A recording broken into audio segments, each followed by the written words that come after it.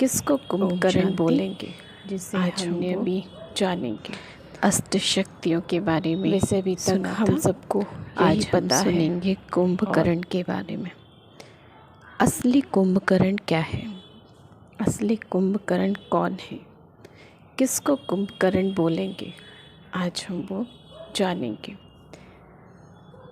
वैसे अभी तक हम सबको यही पता है और हमें भी यही पता था कि कुंभकर्ण 6 महीने सोता था और 6 महीने जागता था और वो बहुत सारा खाता था। उसको जगाने के लिए बहुत सारे नगाड़े आदि का प्रयोग किया जाता था।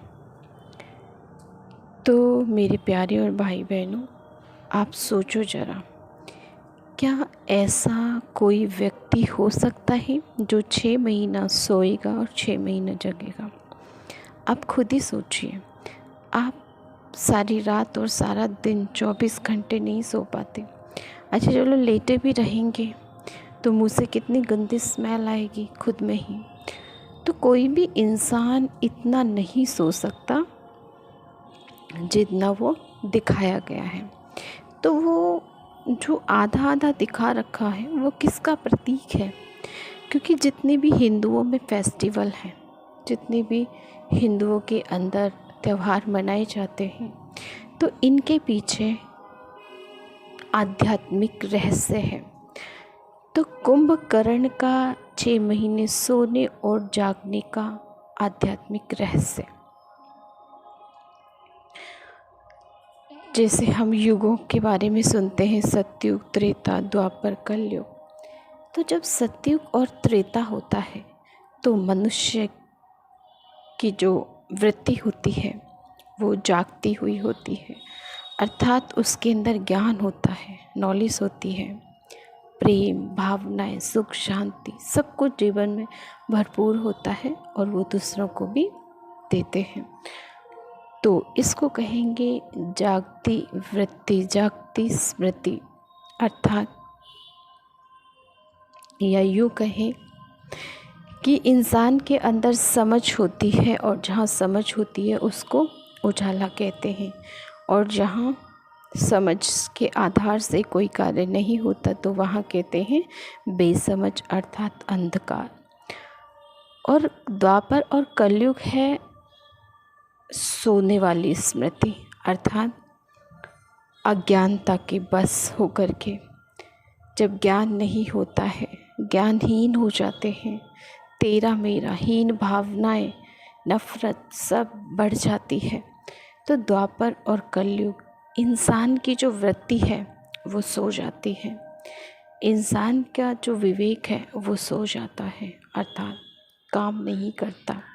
तो उसको कहेंगे 6 महीने सोना और 6 महीने जागना, अर्थात आधा समय, आधे युग मनुष्य के अंदर नॉलेज होती है और आधा समय मनुष्य के अंदर नॉलेज नहीं होती है, वो मर्ज हो जाती है।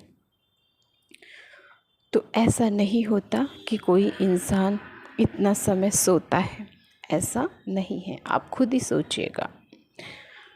और फिर दिखाया है कि फिर भी 6 महीने सोने के बाद भी वो अपने आप नहीं उठते थे। उसको उठाने के लिए कहते हैं कि बहुत नगाड़े, बाजे आदि ये सब बजाने पड़ते थे और तब जाके वो जगते थे।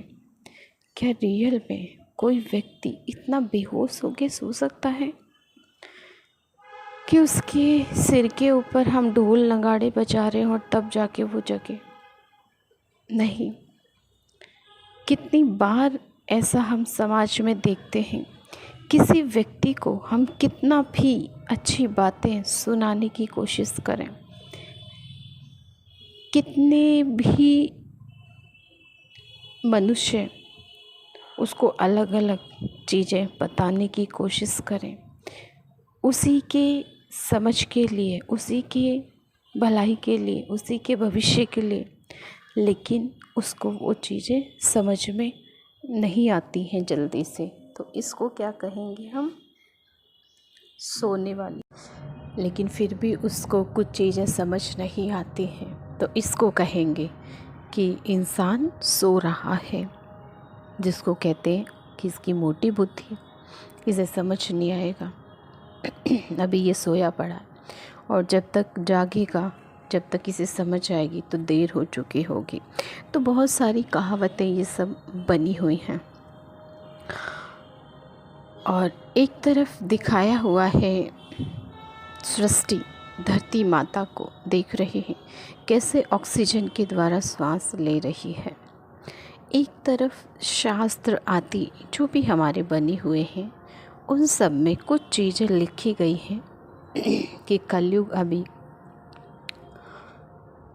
स्टार्ट हुआ है, कलयुग अभी बच्चा है और अभी तो कलयुग बहुत होने वाला है।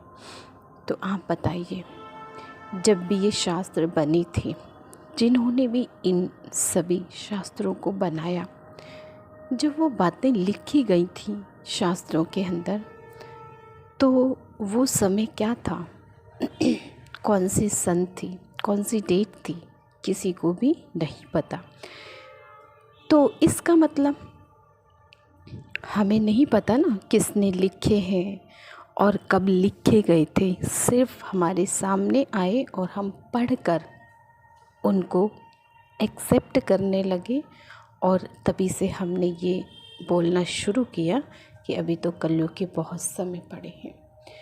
तो क्या जब वो शास्त्र बनी थी तब से और आज तक 40,000 जो वर्ष दिखाए हैं, कोई कितने वर्ष बोलते हैं, कोई कितने वर्ष बोलते हैं, क्या अभी तक उसका समय कम नहीं हुआ? पहले भी 40,000 बोल रहे, आज भी वही बोल रहे हैं। तो सोचो, तो एक भी दिन कम नहीं हुआ है, एक भी साल कम नहीं हुई है। आपने बचपन में भी यही सुना था, इतना समय पड़ा है कलयुग, और आज भी यही सुन रहे हैं और आगे भी देखना सुनते रहेंगे। तो इसका मतलब कलयुग का जो समय है, कलयुग के दिन है, वो कम ही नहीं होते हैं। तो कहने का भाव ये है, जब भी उन शास्त्रों में लिखा होगा तो तब से और आज तक सृष्टि पता नहीं कितनी बार रिपीट हो चुकी है, ये ड्रामा रिपीट हो चुका है। तो इसलिए वो लिखा हुआ है, ना कि कोई आज का है। तो ये पूरा जो समय होता है, चक्र होता है, तो उसका भी एक समय अवधि है जो पूरा ही 5,000 वर्ष का सर्कल है। और दूसरा, हम अपने चारों तरफ देख भी रहे हैं कैसा माहौल है संसार के अंदर।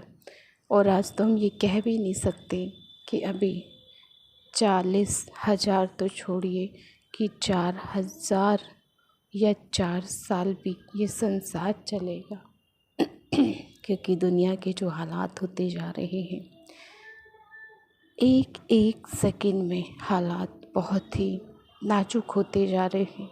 और चारों तरफ, चाहे वो स्पिरिचुअलिटी की तरफ से देखिए, चाहे साइंस की तरफ से देखिए, चाहे नक्षत्र शास्त्रों की तरफ, मतलब जो भी है, चारों तरफ से यही आवाज़ आ रही है, यही इशारा मिल रहा है, अब सृष्टि परिवर्तन की बेला आ चुकी है।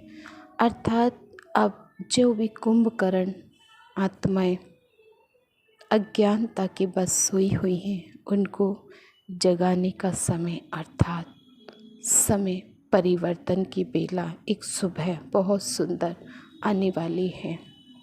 तो इसलिए मेरे प्यारे भाई बहनों, अपने आप को ज्ञान के आधार से अपने जीवन को एक रोशनी दें, एक नया मोड़ दें और नई दुनिया के लिए अपने आप को तैयार अवश्य करें। दूसरी तरफ धरती माता ऑक्सीजन से श्वास ले रही है, अर्थात आज धरती माता के अंदर इतना केमिकल लगा हुआ है कि कोई ताकत भी नहीं रही। और जब उनमें ताकत नहीं रही तो इंसान उस धरती के ऊपर जो भी चीज़ें बो रहा है, पैदा कर रहा है, उसको वो मिल रही है, तो उससे खा के भी उसको ताकत नहीं मिल पा रही है, क्योंकि धरती माता को भी बिल्कुल दूषित कर दिया है, कमज़ोर बना दिया। इतना केमिकल धरती माता के अंदर लगाते हैं। तो अब चारों तरफ से ही संसार का लास्ट है, परिवर्तन का समय है। तो इसलिए जागो और समय को पहचानो और अपने आप को एक सुंदर दुनिया के लिए तैयार अवश्य करें। इन्हीं शुभ भावनाओं के साथ ओम शांति। शुक्रिया।